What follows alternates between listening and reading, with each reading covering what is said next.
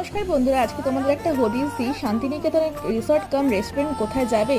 রানীকুঠি, যেটা সোনাঝুরি হাটের থেকে 2.5 কিলোমিটার আগে অবস্থিত।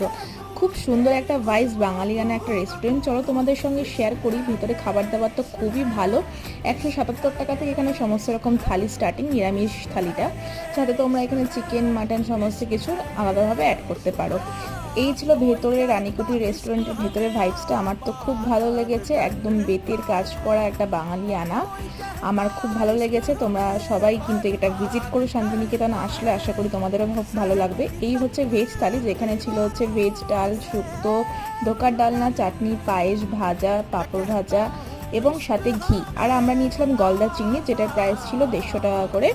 তোমরা চাইলে চিকেন মাটন সমস্ত কিছুই অর্ডার করতে পারো। আমার খুব ভালো লেগেছে এদের খাবার দাবার। তোমরাও চাইলে ভিজিট করতে পারো। চলো দেখা হচ্ছে নেক্সট মিনি ব্লগে। ততক্ষণ সঙ্গে থেকে সাথে থেকো। Bye bye.